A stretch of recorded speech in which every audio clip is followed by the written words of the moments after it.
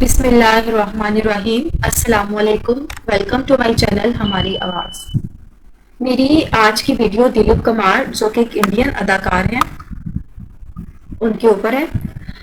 اس کی تعارفی ویڈیو آج کرواؤں گی جو کہ ان کی بیوی نے ان کی سوانی عمری کی ہے، تو چلے آئے دیکھتے ہیں۔ پیش لفظ میرے لیے وجہ جوش، ولولہ، تحریک اور خوشی ہے کہ میں اپنے خاوند کی خود نوش سوانح عمری کا پیش لفظ تحریر کر رہی ہوں جو اس نے بیان کی ہے۔ اس امر کے لیے اسے برسوں سے راغب کر رہی تھی۔ اس نے سوانح عمری میری قریبی دوست ادایا ترانیر کو بیان کیا۔ یہ ہمیشہ ایک سخت، مشکل اور دقت طلب کام رہا ہے کہ اسے اپنی بابت، اپنی زندگی کی بابت اور اپنی کامیابیوں کی بابت بات کرنے پر راغب کیا جائے۔ میں سمجھتی ہوں کہ میرے لیے مناسب نہیں ہے اور نہ ہی میرے لیے درست ہے کہ میں اس کتاب کی خصوصیات بیان کروں جو آپ اپنے ہاتھوں میں تھمائے ہوئے ہیں۔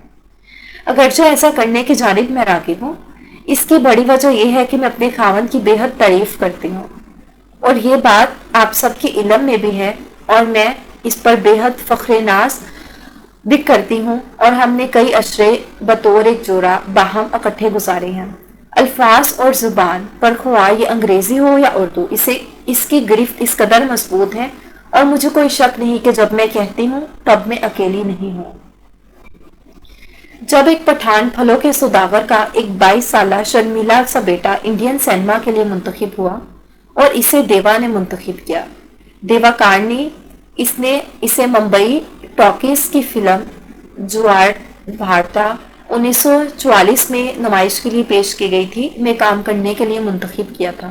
اس نوجوان کے نام میں کس قدر تبدیلی کی گئی تھی، یوسف خان دلیپ کمار بن گیا تھا۔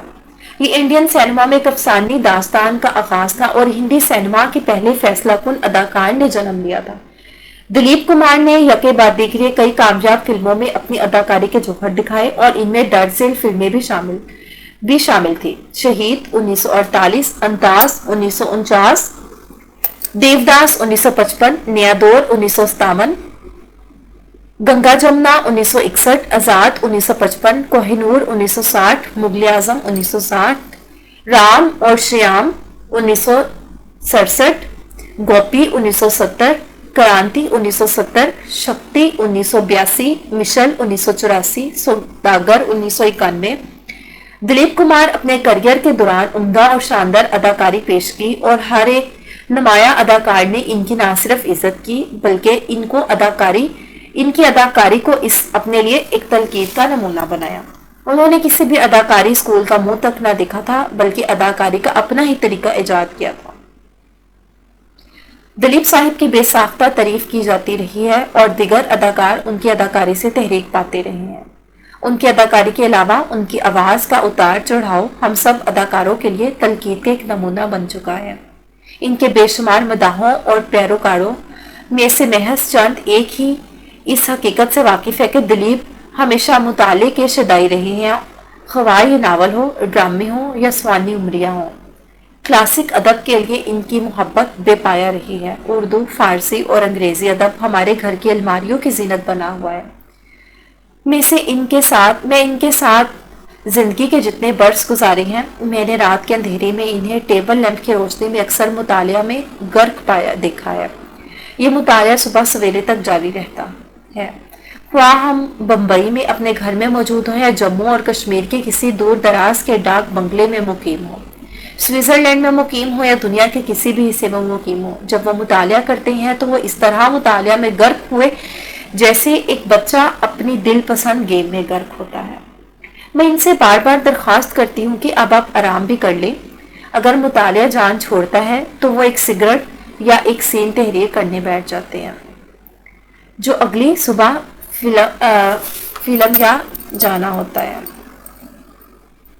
انہوں نے ایک وقت میں ایک فلم میں ہی کام کیا اور اس فلم پر توجہ مرکوز رکھی اور پوری لگن سے اس میں کام کیا۔ مجھے یاد ہے کہ ایک مرتبہ سوداگر نامی فلم کی آؤٹ ڈور شوٹنگ کے دوران کولوں میں خون تک منجمد کر دینے والی سردی میں رات گئے تک پروڈیوسر ڈائریکٹر شہباز گائی کے ساتھ سین تحریر کر رہے تھے اور انہیں زیر بحث لا رہے تھے۔ بالآخر انہوں نے شہباز کو ان کے کمرے میں آرام کرنے کے لیے بھیج دیا اور بذات خود ذوق و شوق اور جذبے کے ساتھ سین کا معائنہ کرتے رہے۔ تقریباً 4:30 بجے صبح دلیپ کمار کے ذہن میں ایک آئیڈیا لپکا جو کہ ایک شاندار آئیڈیا تھا، اور انہوں نے شہباز کو ان کی نیند سے بیدار نہ کیا تاکہ ان کے ساتھ اپنے آئیڈیا پر تبادلہ خیال کر سکے۔ تب وہ دونوں سین و مناظر پر اس طرح سے کام کر رہے تھے جس طرح شہد کی مکھیاں اپنا کام کرنے میں مصروف ہوتی ہیں، اور حتیٰ کہ انہوں نے سین یعنی منظر فائنل کر لیا اور خوشی خوشی صبح کے وقت آؤٹ ڈور شیڈول کا آغاز کر دیا۔ ان کی خود نوش سوانح عمری کی تکمیل کے ساتھ ہی میری خوشی اس طرح دوبالا ہو گئی جس طرح میرا کوئی خواب شرمندہ تعبیر ہو گیا ہو۔ اس کتاب کا حصہ اول آپ کو ان کے سفر کا حصہ بنائے گا۔ جو اپنے تجربات بیان کرتے ہیں وہ آپ کو بتائیں گے کہ وہ ہستی کیسے منظر عام پر آئی جو دلیپ کمار کہلاتی ہے، اور یوسف خان نے دلیپ کمار تک کا سفر کیسے طے کیا۔ در حقیقت اس غیر روایتی پیش لفظ میں جو میں شیئر کر سکتی ہوں یا جو میں کچھ شیئر کرنا پسند کرتی ہوں وہ اس شخص اداکار کے اندیکھے اور انجانے پہلو ہیں جو میں خوش قسمتی سے جانتی ہوں، اور 12 برس کی عمر سے دل کی گہرائیوں سے اس وقت سے محبت کرتی ہوں جب میں نے پہلی مرتبہ انہیں دیکھا تھا۔ میں وہ دینا چاہتی ہوں جو ان کے سراہنے والوں اور تعریف کرنے والوں سے بھرپور ہے۔ کتاب میں درج واقعات اور اقساط کے ذریعے دلیپ کمار کی خلقی سادگی کے ساتھ، سچے اور کھڑے پن کے ساتھ، دل کی بے پناہی اچھائی کے ساتھ، میں نے اپنی زندگی کا آغاز ایک تعریف کرنے والے پرستار کے ساتھ کی حیثیت سے کیا، اور یہ میری خوش قسمتی ہے کہ میں نے ان کے ساتھ شادی کی۔ اس عظیم بنی نوع انسان کے خصوصیات اور مختلف پہلو دیکھے جو ان لوگوں میں سے کسی بھی ایسے لوگ کی مانند نہ تھا جن سے میں نے ملاقات کی اور بات چیت کی۔ ان سفروں کا آغاز میں نے 7 برس کی عمر میں سے کیا جو ماں بعد عمر میں بھی جاری اور ساری ہے۔ اس قسم کا شخص جیسے دلیپ کمار صاحب، میں کہوں گی شاذ و نادر ہی اسے روئے زمین پر چلتا ہے۔ بطور ایک اداکار ہم سب ان کی برتری سے آشنائی اور ان کی ذہانت کے بھی قائل ہیں، لیکن ان کی شخصیت کی برتری بھی واضح ہے۔ وہ معصوم اور بھولے بھالے ہیں۔ ان کی آنکھیں بہتی ندی کی صاف شفاف پانی جیسی پاکیزگی اور دیانتداری کی حامل ہیں۔ وہ کسی بھی فرد کے منفی پہلو زیر غور لانے سے سختی کے ساتھ انکار کر دیتے ہیں، یا کسی بھی صورت حال کے منفی پہلو ان کی توجہ کا مرکز نہیں بنتے۔ وہ مجھے بھی ایسے لوگوں کی خامیاں نظر انداز کر دینے کی تلقین کرتے رہتے ہیں جنہیں وہ پسند کرتے ہیں اور جن پر وہ اعتماد کرتے ہیں۔ وہ اس کی بجائے مثبت خصوصیات پر اپنی توجہ مرکوز رکھتے ہیں، ان کی منفی خصوصیات سے چشم پوشی اختیار کرتے ہیں۔ ان کے ساتھ اپنی اولین ملاقات سے ہی جبکہ میں ایک شرمیلی لڑکی تھی، میں نے انہیں ایک مختلف اور دیگر لوگوں سے برتر پایا۔ وہ ایسی عظمت کے حامل ہیں جو کسی بھی اجتماع میں انہیں نمایاں اور ممتاز بناتی ہے، خواہ یہ خاندانی پارٹی کی تقریب ہو یا کوئی فلمی تقریب ہو یا شاہی محل میں اعلیٰ حسب و نسب کے حامل لوگوں کی تقریب ہو۔ ان کے سکیلور اعتقادات کے شگوفے سیدھے ان کے دل سے پھوٹتے ہیں اور تمام تر مذاہب کے لیے ذاتوں، برادریوں، مسلکوں کے لیے ان کے احترام سے پھوٹتی ہیں۔ مثال کے طور پر حیران کن جبی برادری کے بچے جو کبھی کبھار 30 دنوں کے روزے رکھتے ہیں یا کبھی کبھار 8 دنوں تک روزے رکھتے ہیں۔ ایک مرتبہ ان کی خواہش تھی کہ وہ بھی ان کے درمیان موجود ہوں گے اور گنے کے جوس کے قطرے نوش کریں جس کے ساتھ وہ اپنا روزہ کھولتی ہیں۔ 1980 میں جب وہ بمبئی شریف تھے، انہوں نے بخوشی یہ دعوت قبول کی۔ انہیں بچپن سے ہی قرآن کی کچھ آیات یاد ہیں اور وہ انہیں زبانی یاد ہیں اور اکثر ان کی تلاوت کرتے رہتے ہیں۔ انہیں بھگوت گیتا کی سنسکرت آیات پڑھنے کا بھی شوق ہے۔ وہ دیوالی کا تہوار بھی شوق سے مناتے ہیں اور اس طرح لطف اندوز ہوتے ہیں جس طرح عید تہوار پر خوش ہوتے ہیں، اور اسے اپنی اہل خانہ دوستوں کے ساتھ مناتے ہیں۔ وہ اذان بھی پڑھتے ہیں اور نماز کی ادائیگی کا احترام بھی کرتے ہیں۔ وہ بھوجن گاتے ہیں جیسا کہ 1970 کی فلم گوپی میں۔ کوئی ہندو یقین نہیں کر سکتا کہ دلیپ کمار ایک مسلمان ہے، یا یہ کہ یہ یوسف خان ہے جو کہ یہ بھوجن گا رہا ہے۔ اس قدر ادب و احترام کے ساتھ، مثال کے طور پر لکھنؤ میں ایک مشہور پان والا ہے، اس نے اپنی دکان دلیپ صاحب کی تصویر کے ساتھ سجا رکھی ہے۔ اس کی دکان دلیپ صاحب کی تصویر سے ڈھکی ہوئی ہے۔ یہ یقین کرنے پر تیار ہی نہیں ہے کہ دلیپ صاحب ایک ہندو نہیں ہے۔ मेरे खावन के करीबी दोस्तों में पारसी भी शामिल हैं। वो पारसी गुजराती इस अंदाज से बोलते हैं जिस अंदाज से महज पारसी बोलते हैं। इनके दोस्तों में बहुत से सरदार दोस्त भी शामिल हैं, यानी सिख दोस्त भी शामिल हैं। इनमें कुछ इनके खालसा कॉलेज के अयाम के करीबी दोस्त भी हैं। ये कहना है कि वो दुनिया के शहरी हैं और एक गलत दावा हरगिज ना होगा। मैं चाहती हूँ कि लोगों के इल्म में ये बात भी आ जाए कि दलीप कुमार साहिब जिंदगी की जिंदा दिली से मामूर एक शख्स हैं। वो बच्चों की माने शरारती भी हैं, वो मेरी नकाली भी करते हैं और मुझ जैसा लबास जेब तन करके खुद भी महफूज होते हैं और हमें भी महफूज करते हैं। वो क्वीन हीलन जी के रक्स के नकाली भी करते हैं। इनकी मोनिका की नकाली अदा माली डार्लिंग कमाल की करते हैं। मैं हैरान थी उन्होंने हीलन जी की नकाली किस कदर खूबसूरत अंदाज से की थी। मेरी ख्वाहिश थी कि मैं आप सबको ये कुछ दिखाने के लिए इसे फिल्मा लेती। इस तरह उन्होंने एक मर्तबा मशहूर और मरूफ खटक डांसर गोपी कृष्णा की नकाली सुनत राम जी की झनक झनक बाजे पायल 1955 से की और गोपी जी की मारूफ लेकिन मुश्किल स्टेप्स का मुजाहिरा किया।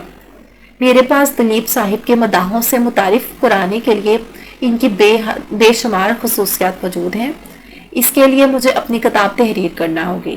इसके साथ अपनी ज़िंदगी के तजर्बात बयान करते हुए जो 4 से ज़ायद अशरों पर मुहित है मैंने अल्लाह की मेहरबानी से इनके साथ गुजारे हैं। दलीप कुमार जी ने दुनिया में एक अजीम अदाकार के तौर पर जानती है और इनकी तारीफ करती है। वो एक शानदार खुश बयान मुकर्रर और जी फहम भी है। अगरचा वो ज़हीन लड़ाने वाली गेमें मसलन शतरंज बुर्ज नहीं खेलते, लेकिन वो अपने कुब्बे के साथ एक बच्चे की मानित खेलते हैं। उन्होंने हमेशा एक भरपूर जिंदगी गुजारने की ख्वाहिश की है। वो शानदार फितरी हुस्न से लुत्फानंदोज होना कभी फरामोश नहीं करते। वो सूरज गरूब होने का इंतजार करते हैं और इसके नज़ारे से महरूम रहने से नफरत करते हैं। वो अपने सादा सफ़ेद कॉटन के लिबास को पसंद करते हैं, लेकिन वो अपने सूटों टाइयों और जूतों को भी पसंद करते हैं। मैंने इन चीज़ों को संभाल कर और करीने और सलीके से हुनर रखने का हुनर उनसे सीखा है। वो अपने मलबूसात करीने और सलीके से इनके रंगों के हिसाब से रखते हैं। इनका धोबी प्यारे लाल, जिसकी बाबत आप ज़ेरे नज़र किताब में पढ़ेंगे, इनके मलबूसात की धुलाई किसी भी बैनुल अक़वामी लॉन्ड्री से बढ़कर करता है। और दिलीप साहिब से इसे इस वक़्त से जानते हैं जब वो एक नौउम्र लड़के थे। आजी और इनकसारी दोनों चीज़ें वो चीज़ें हैं जो मैंने दलीप साहिब से सीखी हैं। अगर मैं कभी अपनी वालदा के साथ इन अनबन और इख्तलाफी राय हो जाती, दिलीप साहिब मेरी सरजनश करते और मुझे तलकीन करते कि मैं अपनी वालदा से माजरत करूं, और वो कहते कि तुम कभी अपनी माँ का कर्ज नहीं चुका सकती जिसने तुम्हें जन्म दिया और इस बड़ी दुनिया में तुम्हें परवान चढ़ाया, इस कदर मोहब्बत और कुर्बानी के साथ।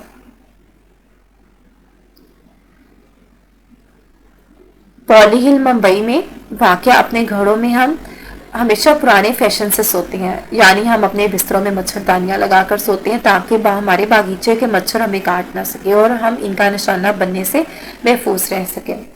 मैं हमेशा शरारत करते हुए इनसे दरख्वास्त करती थी कि वो बेड की दूसरी जानिब रखा हुआ पानी का गिलास मुझे पकड़ाए। अपने लाड में मैं इन्हें मच्छरदानी से बाहर निकलते और मुझे पानी पिलाते हुए देखना पसंद करती थी। उन्होंने मेरी इस हरकत पर भी कभी मुंह ना बनाया और ना ही कभी गुस्सा किया था, बल्कि हमेशा प्यार और मोहब्बत भरे अंदाज में मेरे पास बैठे रहते थे। हत्ता कि मैं पानी नोश करने के बाद भी खाली गिलास इनके हाथ में ही थमा देती। इन तमाम बरसों के दौरान हमारे साथ ये मामला बाकायदा तौर पर चलता रहा और इनकी कशादा पेशानी कभी शिकन तक न आई। वो प्यार और मोहब्बत का एक अजीम पैकर बने रहते थे। एक मौके पर एक नया रेफ्रिजरेटर हमारे घर आया। मैंने खुशी खुशी में इसे खोला। मैंने देखा कि दरवाजे के अंदर एक रैक टूटा हुआ था। मैं रोने लगी कि नए फ्रिज का रैक टूटा हुआ था।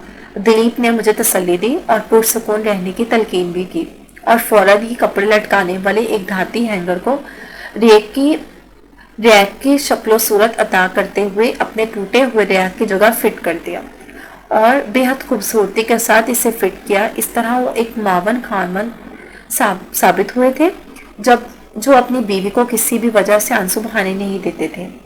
اس کے آنسو بہانے کے عمل سے نفرت کرتے تھے۔ در حقیقت وہ اپنی بیوی کی آنکھوں میں آنسو برداشت ہی نہیں کر سکتے تھے۔ میں حیران ہوں کہ کس قدر اس سٹار خاوند یا اس حوالے سے کس قدر خاوند ایسے ہیں جو اپنی آنسو بہاتی ہوئی بیوی کے لبوں پر مسکراہٹ بکھیرنے کی کوشش کرتے ہیں۔ حقیقت میں دلیپ صاحب کی عظمت ان کی سادگی اور انا کی عدم موجودگی میں پنہاں ہے۔ سر شام وہ پتنگیں اڑانا پسند کرتے تھے اور ساری فیملی کے ساتھ پتنگیں اڑانے سے لطف اندوز ہوتے تھے۔ ہمارے پاس چرخی ڈور کی ریل موجود ہوتی تھی۔ ہم تمام تر انڈیا سے پتنگیں اور چرخیاں اکٹھی کرتے تھے اور انہیں ایک بڑے ٹرنک میں محفوظ کر لیتے تھے۔ ہمارے پاس پتنگوں اور مانجھا کا بہت بڑا ذخیرہ موجود ہوتا تھا۔ پتنگوں اور مانجھے کو محتاط انداز سے کاغذ میں لپیٹا جاتا تھا کہ وہ نمی وغیرہ سے محفوظ رہ سکے۔ ارد گرد کی عمارات سے دوست وغیرہ دلیپ کی پتنگ کاٹنے کی کوشش کرتے تھے۔ ایک میلے کی مانند سما ہوتا تھا۔ دوستوں کے علاوہ مہمان بھی پتنگ بازی میں شرکت کرتے تھے، جبکہ ماہرین کھانا اور مزیدار ہلکے پھلکے کھانے تیار کرتے تھے۔ مجھے آج بھی یاد ہے کہ پروڈیوسر، ڈائریکٹر، اداکار منوج کمار دلیپ کمار کے ساتھ پتنگ بازی کرنے کے لیے اس وقت آتے تھے جب وہ اپنی فلم کرانتی 1981 میں نمائش کے لیے پیش کی گئی کے لیے تجویز کرنا چاہتے تھے۔ انہوں نے ہمیں خصوصی اچار آملیٹ کی ریسپی بھی دی، جسے دلیپ صاحب نے بہت پسند کیا اور اس سے بے حساب لطف اندوز ہوئے۔ دلیپ صاحب برسوں سے نصف سر کی درد میں مبتلا تھے۔ وہ حصول سکون کی خاطر اپنے سر پر پردہ باندھ لیتے جو کمرے میں تاریکی مہیا کرنے کے لیے لٹکایا گیا ہوتا۔ حیرانی کی بات ہے کہ آسمان پر تیرتی ہوئی رنگدار پتنگیں ان کے سر درد کو کافی حد تک افاقہ پہنچاتی تھی اور انہیں سکون فراہم کرتی تھی۔ پتنگ بازی کے دوران ہم مہمانوں کی توازہ گرم گرم بھاجی اور آملیٹوں سے کرتے تھے تاکہ وہ پتنگ بازی کے دوران زیادہ سے زیادہ لطف اندوز ہو سکے۔ زیادہ قدیم سے میری اپنی فیملی اچھی شاعری، کلاسیکل موسیقی اور رقص وغیرہ کو پسند نہ کرتی تھی، بلکہ اس سے قرار واقعی محبت بھی کرتی تھی۔ اور یہ میری خوش قسمتی ہے کہ دلیپ صاحب بھی ہم جیسے ذہین کے حامل ہیں اور وہ بھی فنون لطیفہ میں گراں قدر دلچسپی رکھتے ہیں۔ ہمارے گھر میں موسیقی کے عظیم فنکاروں کی آواز گونجتی رہتی ہے۔ ان کی درزیل عظیم فنکار شامل تھے: غلام علی خان صاحب جو میری دادی بیگم شمشاد عبدالوحید کہاں اماں جی کے ساتھی فنکار تھے، ولایت خان صاحب جو کہ غلام علی خان صاحب کی مانند قابل ذکر موسیقار اور گلوکار تھے، استاد مہدی حسن صاحب، صابری برادرز، معروف قوال، ریشما، کھٹک کوئن ستارہ دیوی اور میرے گرو پدمشری روشن کماری، جنہوں نے بڑے پیار بڑے اور محبت بھرے انداز میں کلاسیکل رقص کی تربیت دی۔ اس کے علاوہ کئی نمایاں پرفارمر ہمارے گھر میں پرفارم کر چکے ہیں۔ ایک دن جبکہ اماں جی ریاض کلاسیکل گلوکاری کی پریکٹس کر رہی تھی، وہ ہماری رہائش گاہ کی پہلی منزل پر ریاض کر رہی تھی، دربان ان کے پاس آیا اور کہنے لگا، ایک اقوال فقیر آیا ہے، اماں جی کے درشن کرنے کے علاوہ ان کے آشیرواد لینے کا بھی متمنی ہے۔ دربان نے مزید کہا کہ وہ اپنی پیٹی باجا ہارمونیم کے ساتھ آیا ہے۔ کاٹن ایک سادہ اپیرل اور گامچہ ایک قسم کا اسکارف اپنی پیشانی پر باندھے ہوئے دلیپ صاحب نے اپنی پیٹی باجے کے ہمراہ جب آہستہ آہستہ سیڑھیاں چڑھی اور گانا شروع کر دیا، اماں جی کو محفوظ کرتے ہوئے جو اس قدر ہنسی ان کی آنکھوں سے خوشی کے آنسو بہنے لگے۔ اس قدر حیران کن ہے میرے دلیپ صاحب، میرے پیش قیمت ہیرے، میرے کوہ نور۔ اب میں آپ سے اجازت چاہتی ہوں اور آپ کو اس حیران کن اور غیر پیچیدہ شخص کی زندگی کی داستان کا مطالعہ کرنے کے لیے تنہا چھوڑتی ہوں، جیسے ایسے لوگ ایک معمہ یا پہیلی کہتے ہیں جو اسے اس قدر نہیں جانتے جس قدر قریبی دوست اور ساتھی اہلکار جانتے ہیں۔ اس کتاب کے اس حصے میں جہاں اس کے ساتھی اسراروں، ساتھی فنکاروں اور اس کے مداحوں نے اپنے بیانات میں دلیپ صاحب کی تصویر کشی کی ہے، کچھ انجانے پہلو اور معاشرے کے ساتھ ان کا دست تعاون دراز کرنے کے علاوہ ان کی کچھ ایسی کامیابیاں بھی منظر عام پر لائی گئی ہیں جن کے بارے میں پہلے لکھی بات نہیں گئی تھی۔ لہٰذا قائرین کے جاننے کے لیے ایک ایسا مواد موجود ہے جو ان کی شخصیت کا احاطہ کرتا ہے۔ سائرہ بانو۔